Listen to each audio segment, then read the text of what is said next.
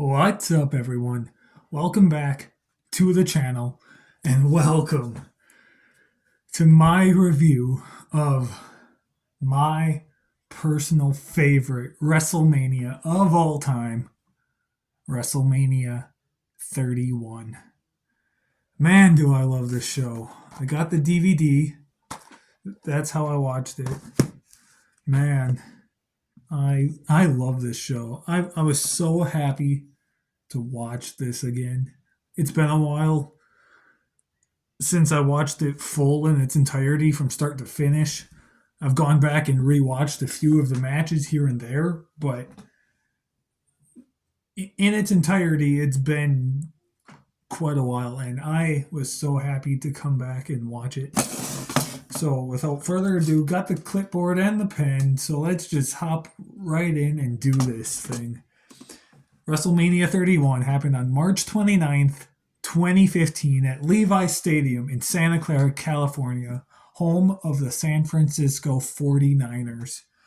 There were 76,976 people in attendance. Once again, Wikipedia was wrong.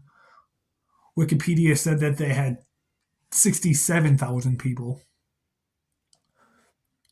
We opened the show with the Intercontinental Championship ladder match.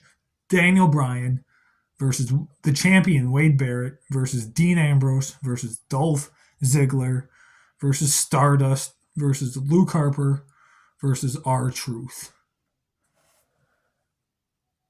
What a match. Now, I feel like this is something that they should bring back. I'm not saying I'm saying bring back a multi-man ladder match. Don't bring back Money in the Bank at WrestleMania because I feel like Money in the Bank is fine where it's at, being its own pay-per-view. Yeah, it was great at WrestleMania, but where it's at being its own pay-per-view, I think that's fine. But just bring back the multi-man ladder match, whether it's for the Intercontinental title, U.S. title, tag titles, whatever. I like to see those. So let's make that a regular tradition at WrestleMania. I think at this point we haven't had a multi-man ladder match at WrestleMania since 33, the tag team title match when the Hardy Boys came back. That might be the last multi-man ladder match that we had at Mania, I think. But anyway, let's talk about this match. It started strong. I thought it was a really good match from the beginning. A lot going on. Stardust had a shiny sequence ladder, so that was awesome.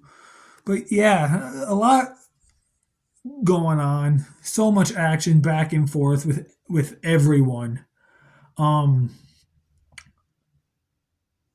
At one point, Dean Ambrose gets power bombed over the top rope through a ladder bridge to the floor. And fun fact, he actually got staples in his head right then and there on the spot because I guess he got cut open. And so he got staples right then and there on the spot, right there on the floor. And so that had to be painful, getting staples right there. And then I don't think he came back into the match at all after that spot. But yeah, a lot going on. Dolph hit a zigzag from halfway up the ladder, so I thought that was cool. Wade Barrett was hitting a bullhammer on a bunch of people. In the end, though, Daniel Bryan picked up the victory, won the Intercontinental title. I gave it 4.5 stars. I really enjoyed this match. I really, really did. I thought it was awesome. It kind of sucks that that Daniel Bryan had to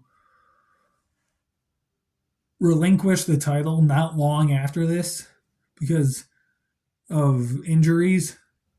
And it wasn't long after this when Daniel Bryan had his last match before he retired. I feel like if he didn't have to give up the title, we could have had a really good, long title run from him. I feel like he could have went down as one of the greatest intercontinental champions of all time. Like, really unfortunate what happened that he had to give up the title. But anyway, yeah, Daniel Bryan won. I gave it 4.5 stars. It was a great match. Moving on, Randy Orton versus Mr. Money in the Bank, Seth Rollins. Seth Rollins is with J&J Security at this point, and this match too was awesome. This whole storyline with Seth Rollins as part of the Authority, I liked the Authority story and group to a point. I liked it when Seth Rollins was with them, but before and after when Seth wasn't with them, I didn't like it so much. To me, Seth Rollins made the Authority entertaining. He made it what it was. And so this match was awesome. We, of course, had the iconic curb stomp RKO reversal, which was awesome. And these guys would go on to have more matches later on in the feud. Like, they had one at Extreme Rules. And then I think there was a Fatal 4-Way at some point. But this match, though, just, yeah, a lot of back and forth action. A lot of good stuff here that I actually really enjoyed. But yeah, again, Seth made the Authority good. And I feel like if Seth wasn't part of the Authority, obviously I don't think this match happens. And I don't know if he would have been Money in the Bank or if he would have even been WWE champion at this point. Spoiler for later on in the show. But Seth made the Authority. He did. The Authority, without Seth, I don't think would have been enjoyable. But yeah, Orton at one point, he hit a double spike DDT on J&J Security on the outside to the floor. That was awesome. And then when Orton was on the floor, Seth Rollins did a springboard moonsault onto Orton, and then when Rollins fell, he landed back first on the commentary table. So I thought that was kind of entertaining and kind of cool to see. Painful, but entertaining. And then Orton was teasing the punt on Rollins, and J&J Security comes in. Orton RKO's Jamie Noble, and then you have Joey Mercury climbing up to the top rope, jumps off RKO. So some people forget Orton had 2 fantastic RKOs in this match. The diving one on Joey Mercury, and then the curb stomp RKO on Seth at the end to win the match. I gave it 4 stars. It was awesome. Randy Orton won. That curb stomp RKO almost didn't happen. They were practicing it for a couple days before they were practicing it on like crash pads, and they just couldn't get it. And Orton tried, and like the timing and aligning it up and everything, they couldn't get it. But and so they were just gonna cut it out of the match. But then that day, him and Seth were in Gorilla preparing, or not in Gorilla, but they were backstage preparing for the match. And Orton was like, "Hey, you want to do it?" And Seth is just like, "Sure, why not?" Boom, worked perfect, first try, and it was awesome. So I'm glad they decided to keep it in. Up next, though, we had Triple H versus Sting, or as 24/7 and I call him, Stink. That's just something we've always called him, and I know we're not the only ones. There's a ton of people that call him Stink, but it's just something we've always done. This, fun fact too, this is also the only match that did not involve people from NXT, because Triple H and Sting are old guys that wrestled long before NXT. Every other match on here featured at least one person that was on NXT, which is awesome. But Triple H had a great Terminator entrance, which I loved. I loved the Terminator. At that time, the movie that came out was Terminator Genesis, which is an okay movie. It's not the best Terminator, not the worst either. It's okay. But and then just some decent stuff. The match kind of started out slow, but halfway through, D-Generation X shows up. New Age Outlaws and X-Pac. Shawn Michaels shows up later on. And then the NWO shows up. And this is where it starts to pick up and get entertaining. A lot of good stuff. Sledgehammer, baseball bat, NWO. You had Kevin Nash and Razor Ramon, two old guys, both take bumps. And so that was awesome to see. Scorpion death drops. Shawn Michaels hits a sweet chin music. To finish the match, though, Triple H hit Sting with the head of a sledgehammer after Sting smashed the sledgehammer and broke it with his baseball bat. Triple H grabs the front half of it, whacks Sting in the head with it, pins him 1, 2, 3. Match over. I gave it 3.5 stars. I liked it. It's not a horrible match. It's good. But I will say this. The wrong person won. Sting should have won this match. If he won, I would have given it a higher star rating. But the fact that Triple H won, still a decent match, but that's why it's only got 3.5 stars. So, yeah, that match was awesome. Up next, the Bella Twins versus AJ Lee and Paige. The worst match on the show, but still not horrible. One of the best Divas era matches we had. And, like, it was a short match. It was only about 6.5 minutes. But it was an entertaining 6.5 minutes. I liked it. I thought it was good. I only wrote one note, and that was early on, the Bella Twins were dominating on Paige, and they kept knocking AJ Lee off the apron so she couldn't get in. Eventually, she did, and she made a comeback. I forget which Bella Twin it was, in her submission. What's that called? Not the Black Widow. I forget, but whichever Bella Twin it was taps out. AJ Lee and Paige win. I give the match 3 stars. I enjoyed it. It was good. This would be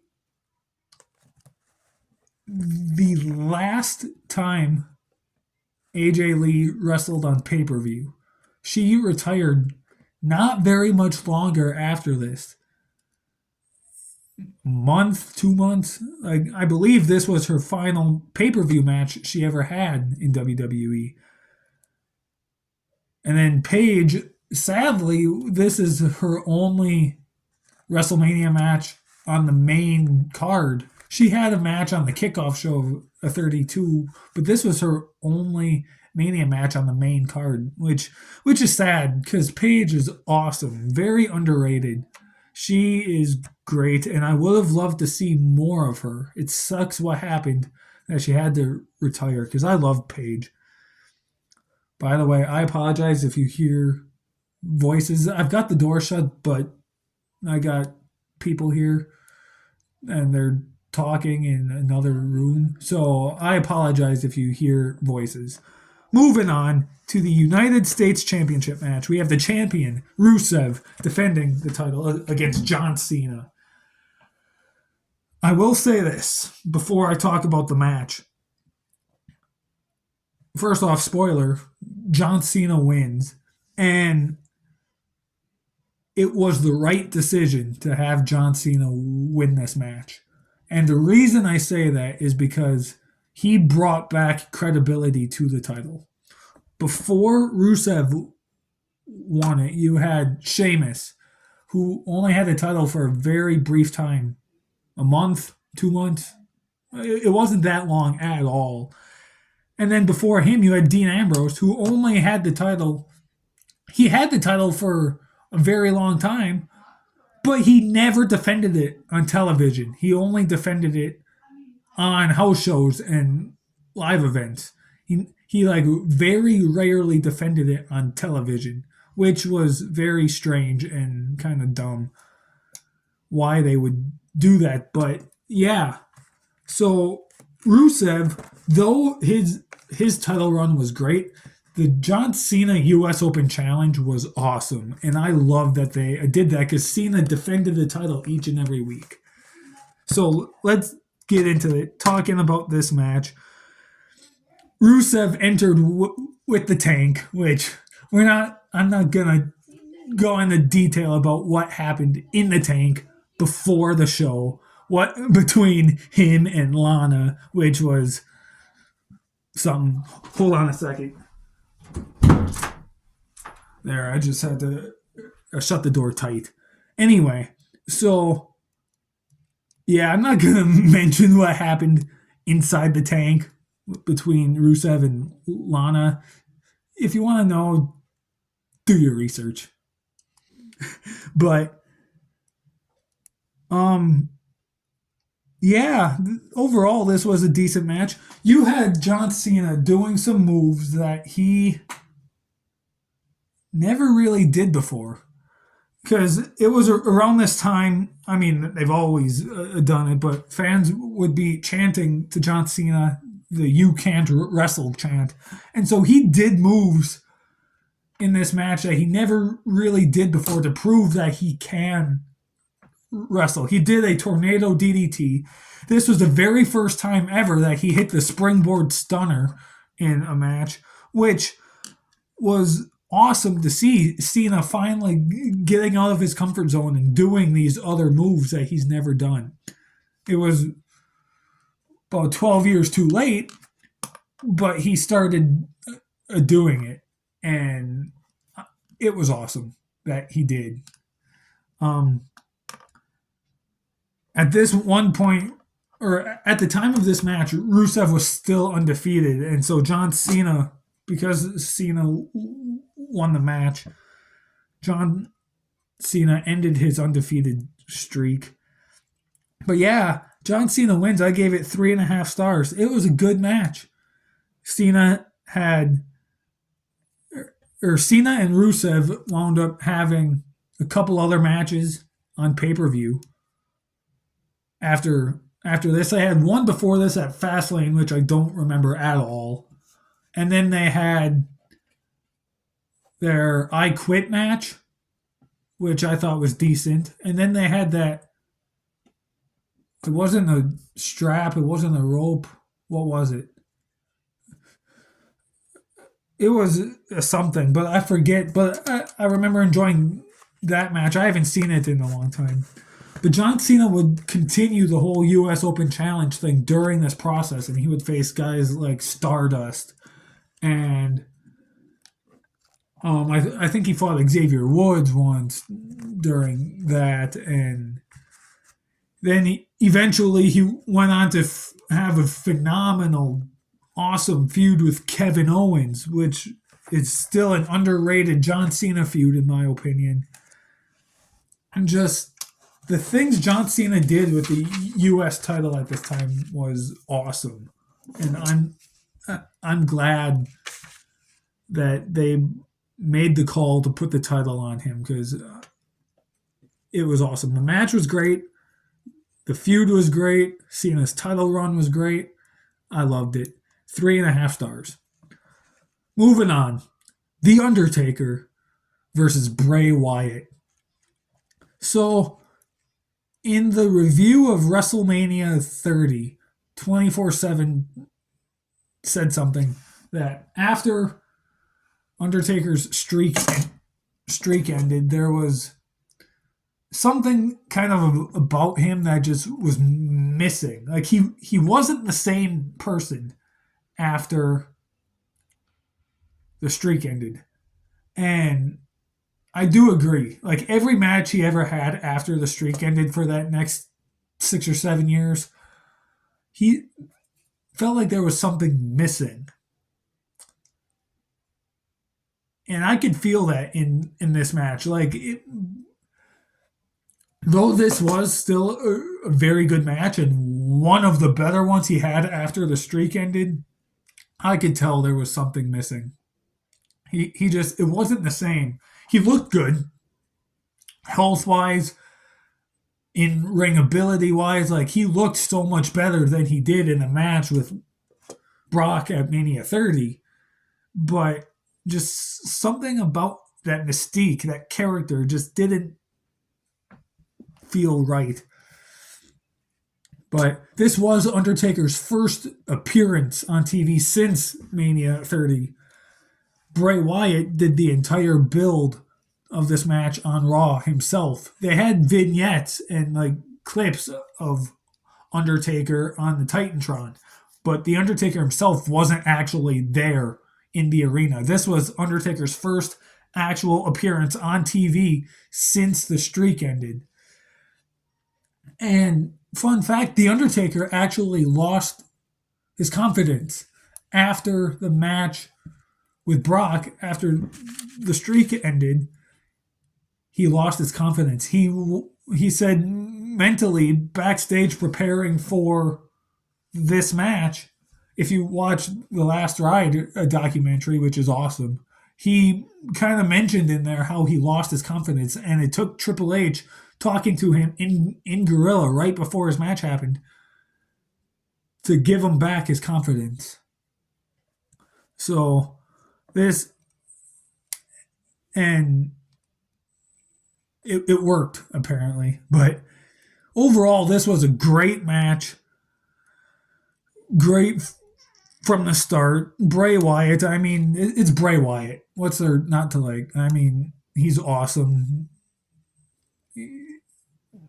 I still miss him. Always will miss him. He was an amazing guy, amazing wrestler, fantastic. Everything about him was great. Bray Wyatt kicked out of a tombstone pile driver, which was awesome. And then Bray Wyatt's doing his bridge walk thing, spider walk thing he does. And Undertaker sat up. That was a cool moment seeing them both happen. Undertaker then hits a second tombstone on Bray Wyatt. Undertaker wins. I give the match 4 stars. It was really good. I love the match. Undertaker would then go on later on in the year at SummerSlam and Hell in a Cell facing Brock Lesnar, which was a decent feud, a couple okay matches. But, and then Bray, let's see here, what did Bray do after this? Not much, I don't think. But decent match. Decent match for sure. This was great. 4 stars. And then the main event, For the WWE title, the champion, Brock Lesnar, defending against Roman Reigns. So part of the reason why I love this show is because I love the whole daylight feel to it. And it was still a daylight when these guys were entering. It's the main event. It's like, I'm not sure what time it was in California at the time, but it was the main event, and it's still kind of almost daylight. It was dark by the end of the match, but when they're making their entrance, the sky is still blue. It's daylight. So, yeah, this match, maybe the best match that these two ever had between WrestleMania and SummerSlam and the Saudi Arabia shows and what have you. They had like 10 pay per view matches against each other or something crazy. I don't know if it was quite that many, but they had quite a few. And to me, this is the best one, partially because of the outcome, what happens. But so many suplexes. I think there were like 12 altogether, maybe more. F5s. Brock was busted open very early on. Brock just dominated Roman Reigns very early on in the match. And every time Brock pinned Roman off of an F5, Roman kicked out. He kicked out of like 3 F5s. And then Roman starts making a comeback, hits a Superman punch, hits another one, hits a spear, and then another spear. So 2 Superman punches, 2 spears. Brock kicks out. So Roman then attempts to go for a Superman punch, but Brock reverses it, picks him up, F5's Roman, and both men are just laying down there in the ring. And then Seth Rollins' music starts to play. Seth comes out, announces that he's cashing in Money in the Bank, and this will now be a triple threat match. So Rollins pushes Reigns out of the ring. He curb stomps Brock. He stands back in the corner, attempts to curb stomp Brock again, but Brock picks him up, about to F5 him. He turns around. Here comes Roman Reigns, spear on Brock Lesnar. Brock goes down. Seth is still standing. Seth lands on his feet. Seth goes then, curb stomps Roman Reigns, pins him 1, 2, 3. Seth Rollins becomes the new WWE champion. What a match. I wanted to give it 5 stars. I really did. I did not. I gave it 4.5 stars. Honestly, I don't know why. I feel like maybe if the cash-in happened earlier and the entire match was a great triple threat, then maybe I'd have given it 5 stars. Maybe not. I don't know. I don't know what I would do, but I just feel like it's not 5-star worthy. Phenomenal match. Great match. Everything that went on was fantastic. But not quite 5-star match, in my opinion. But overall, the show as a whole was fantastic. I loved it. It's my favorite WrestleMania of all time. It's great. One thing I wanted to add that I just remembered was that this was also the first WrestleMania where they quit using the numbers. Like here you can see on the logo that there is no number. It's a play button. That's how it would be for the next 8 or 9 Manias up until Mania 39 last year. They just had the logo. They had no number. Well, Mania 30 had the XXX, which was for WrestleMania 30. This year, for Mania 40, they have the XL back, which is awesome. So it kind of sucks that they got away with the numbers for a while. But anyway, yeah, guys, that was my review of WrestleMania 31. I hope you guys enjoyed this review. I loved talking about it. I loved watching this WrestleMania. My favorite of all time. I'm going to continue to say that until one surpasses it. But yeah, amazing, amazing, amazing. Everything about the show I enjoy. There's nothing really about the show I didn't like. I enjoyed every match in its own way. Every match I gave 3 stars or better because I think they're just all that good. But yeah, guys, that was it. That was my review of WrestleMania 31. I hope you guys enjoyed it. Next week, you guys have WrestleMania 32 with 24/7, which is something. It's not a great Mania.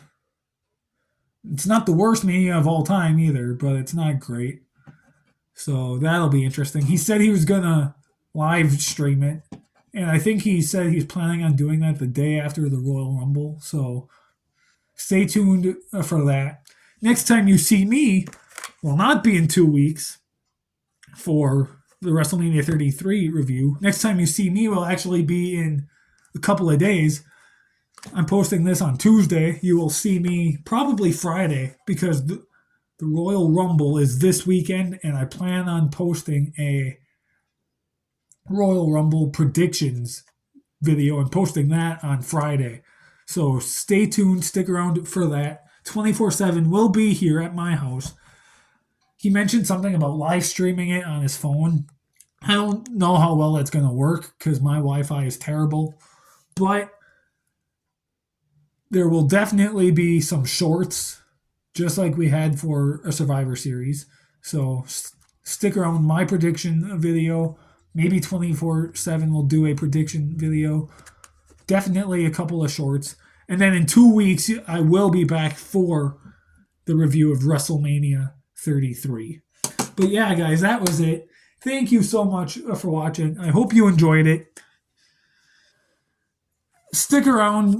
More videos coming soon. See you next time.